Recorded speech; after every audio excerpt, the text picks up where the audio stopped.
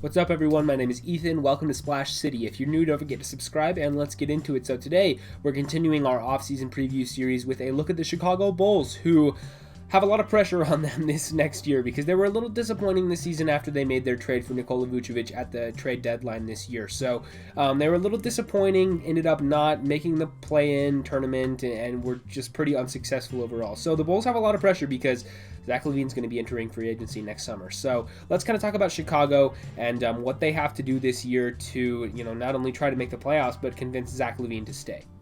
Just a reminder to everybody that this video, along with everything else this week, has been pre-recorded. I'm going out of town, and so all this stuff has been recorded. I'm recording this one on June 12th. So about a week before you see this, I will have recorded it, and hopefully it's all still relevant to you. I'm trying to make sure that this is as relevant as possible, but as we know, things change quickly in the NBA. So hopefully all of this is still true, and all this information is accurate as of June 12th. So yeah, let's get on with the video. So the Bulls, it was a pretty, it was a limp to the finish line for them. They were in that 10th spot, looking like they were going to make the play-in tournament for like most of the season. I guess they kind of started off the year a little bit slow, but for most of the middle part of the season, they were kind of in that 10th seed, especially after the deadline. But a couple of factors, mostly the Wizards getting super hot and winning a ton of games and getting themselves up in there, as well as the Bulls just having Zach LaVine be in health and safety protocols and then dealing with a couple of other injuries and just not playing super well over the last month and a half of the season. So that contributed to them falling out. I think they finished in the 11th seed. Maybe they went down to 12th. I don't even remember, but they were not very good to close the year. So they're going to have to figure out what they want to do to get back into the postseason, but with a roster like this, they certainly should be able to at least get the 10th seed in the Eastern Conference. So the Bulls, let's take a look at the cap sheet here. They have most of their team is back under contract next year. They have a couple of key free agents, but if you look beyond next season, basically everybody's a free agent. I mean, you can look on there. Aside from Vucevic, Patrick Williams, and Kobe White, everybody else is up for extensions. So we'll see what they end up doing, but they could have a ton of cap space in the summer of 2022. This year they don't have a ton. I don't think they have any at all, actually.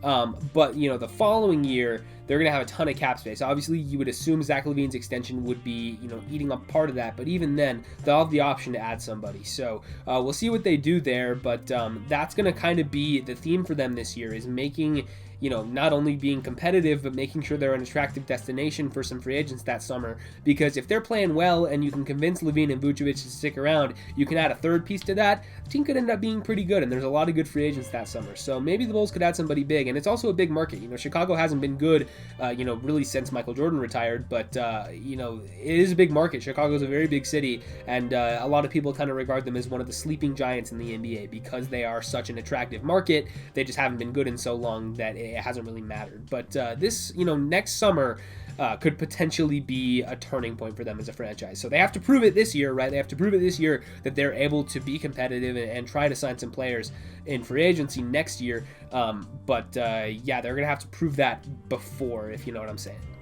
All right, so here we go. Thaddeus Young, Tomas Satoransky, both on non-guaranteed contracts for next year. So either of them could end up being cut, but it's not going to happen, I don't think, for either of those guys, especially Thaddeus Young. He was great this year. A lot of people had him in Sixth Man of the Year consideration. There's a lot of people who really appreciated what Thaddeus Young did for the Bulls this year, and I kind of agree. He was a nice piece for them, bringing that veteran, mentorship in there, and just playing some good overall solid basketball. A lot of people kind of criticized the signing at the time when they made it, but I thought he was a nice piece for them this season. So Thaddeus Young, I would assume he'll stick around. Tomas Satoransky, another one who, he's pretty solid. He's been okay, and he's still only 29, so he's got some years left. Pretty good backup point guard. He's started at points for them, I believe. So Satoransky's another one who I would assume that they would hold on to, even if that's non-guaranteed. $10 million a year is about fair value for him, I think. Al-Farouq Aminu has a player option. He's going to pick that up because he's not getting that much on the open market this year. Maybe they try to trade him. He was kind of thrown into that Vucevic trade from the Magic. And I thought he could play for this team at the time. I was like, oh yeah, he could be a nice rotation piece for them. Didn't really work out a ton this year. From what I saw about Aminu, he, it seemed like a lot of the fans kind of turned on him, and he was not really in the rotation much after a little while. So, Aminu's he's fine, but he's obviously not worth the $10 million. So maybe they can trade him, see what they can get, just potentially dumping that salary to a bad team and opening up that cap space to maybe sign somebody. But Aminu, I would not anticipate him to, be a significant member of this team. If he's back on the roster, I don't know if he'll play very much. So we'll see if he comes back or not. I actually just looked, and Aminu only played 6 games for the Bulls, so that's even less than I thought. I figured he would have played at least a little bit more than that, but actually no.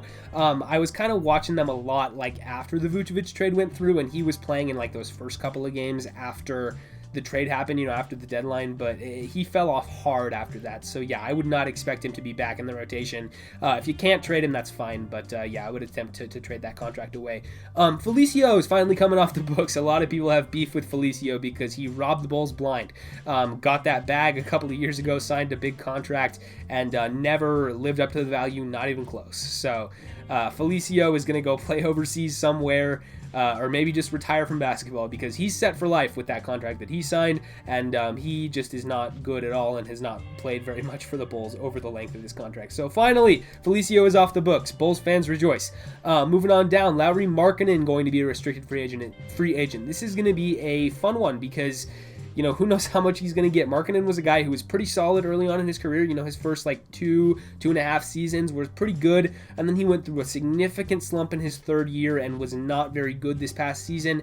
He kind of puts up the numbers, but a lot of people criticize those as empty stats. So Markkanen's a guy who, it's really up in the air what his value is on the market this summer, and as a restricted free agent, I could definitely see the Bulls letting him walk. If another team's willing to overpay him to try to take a chance on his potential there, then I think that Chicago would probably be more than okay with just letting him go off. They maybe should have tried to trade him at the deadline, tried to get something back for him, but it's not the end of the world to lose Lauri Markkanen because he just really hasn't proven himself as a key part of this team, especially, what a lot of people thought he was going to be early on in his career. Unfortunately, he's just kind of struggled over the past couple of seasons. So we'll see what happens with Markkanen, but he's one of those interesting restricted free agents on the market this summer. Him and Lonzo Ball, who I talked about the other day, are going to both be sort of interesting. We'll see what happens with those two. Down here, a couple of veterans entering free agency. I mean, let's go past Kobe White. That's a team option. They're going to pick that up. Daniel Tice, Garrett Temple, Denzel Valentine, all free agents. Tice was brought in that trade from the Celtics. I thought he was pretty solid for him. A lot of the fans seem to like Daniel Tice.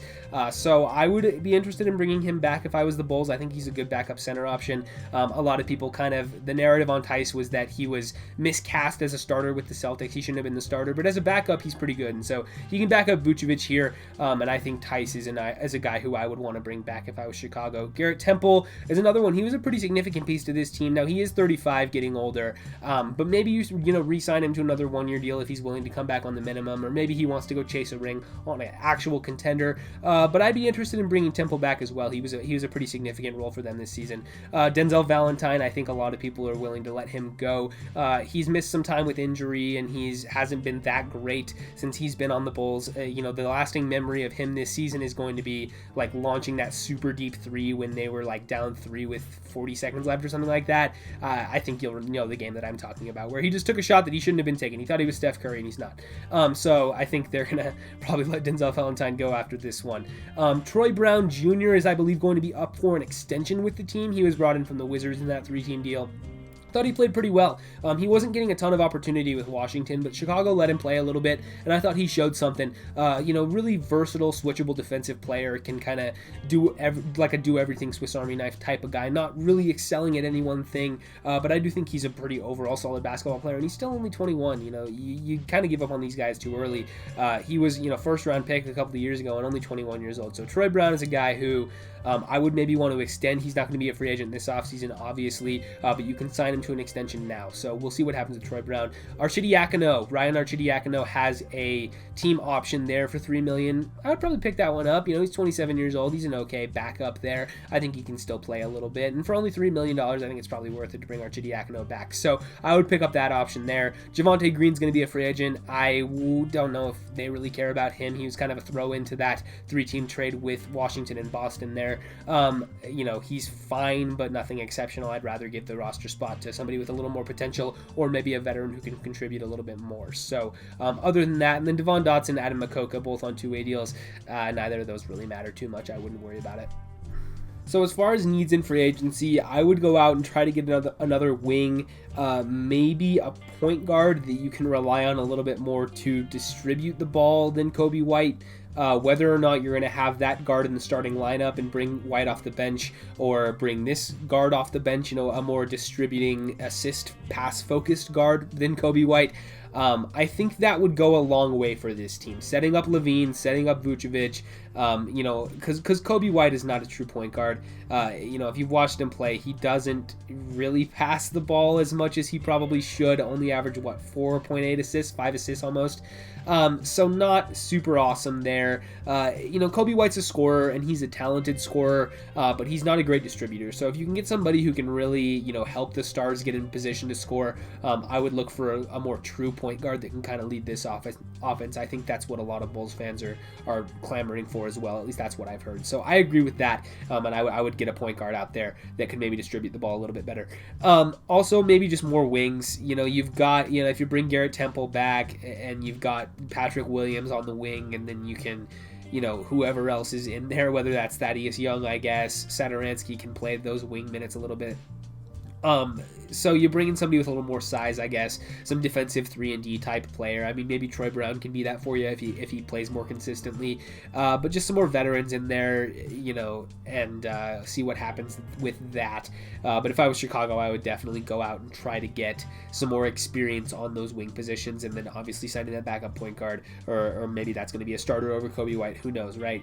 I don't think they need to necessarily make a huge splash, trade all their picks and bring in somebody else, because you made sort of that trade with Vucevic and Zach LaVine. So I think just adding more depth around those two guys, and especially getting a distributor, I think would really allow them to kind of take that step into real playoff contention. And they better make the playoffs next year, because if they don't, LaVine's going to be a free agent, and Vucevic is a free agent the year after that. So, you're looking at a pretty tough rebuild if those guys leave, and you're down a bunch of these picks that you traded for Vucevic and a couple of the young players that you traded for him, of course, Wendell Carter Jr. and some other stuff. So that's tough. So you definitely want to convince these guys to stay, and how you do that is make the playoffs next year, and make the playoffs convincingly. So we'll see what they end up doing. I think this team has some potential, but they're going to need to make a couple of moves in free agency. And now let's talk about their pick. They have the 8th best lottery odds, so about a 20% chance to jump into the top 4. But if they don't jump into the top 4, pick goes to the Magic. It's top 5 protected, I think. Top 4 protected, doesn't really matter, because they can only get to the top 4. Otherwise, it's going to be 8 or lower, in which case it goes to Orlando. So about a 20% chance to keep your pick for Chicago. That's okay odds. You can potentially add another lottery prospect, but I believe if it doesn't convey, then it just goes to Orlando next year. So it's not the end of the world if obviously you don't jump into the top 4 and keep it, because there's, you're going to be giving away a pick regardless. It's not like you're going to keep it forever if you get lucky this season. So we will see what happens with the pick, but about a 20% chance to keep it, and you get into the lottery. Obviously, Cade Cunningham would be great for this group, as would Evan Mobley. I think, he could fit next to Vucevic. I think you could play both of them together, although I'd be a little bit hesitant. So if you had the second pick and Cunningham goes off the board at number 1, I'm not sure that I would go for Mobley, maybe, but that would be an interesting position, but obviously that's a pretty low chance to happen. So we'll see if it does, but I would be intrigued if that was the case. Other than that, Kuminga, Jalen Green, Jalen Suggs, I think that's the consensus top 5. I've said it in every video this week. So any of those guys I think would be a good fit on this team, except for maybe Mobley, because you do have Vucevic at center. Not sure if those two guys could play together, but other than that, I think everybody would be a great fit on this team. So about a 20% chance to add a top 4 prospect. Other than that, pick goes to the Magic. So yeah, this season for Chicago is just going to be trying to get into the playoffs, trying to put a team around Vucevic and LaVine, because if you don't make the playoffs, you're in trouble. This roster is good enough to be at least the 10th seed in the Eastern Conference and get into the play-in game, assuming that the play-in game does continue into next season. I guess we're not sure on that yet. But that's going to be, priority numero uno for Chicago, is getting into the postseason, because if you do not, the season cannot be looked at as anything other than a failure, because this roster, like I said, this roster is absolutely good enough to make the postseason. If they don't, that's bad news. So yeah, that's all I have on the Chicago Bulls. Like I said at the top of the video, if you're new, don't forget to subscribe, leave a like, ring the bell if you want to, leave a comment letting me know what you guys think about the Bulls' chances to make the playoffs. What kind of moves would you like to see them make this offseason? We'd love to hear your thoughts down below. But yeah, with all that said, I will see you guys in the next one.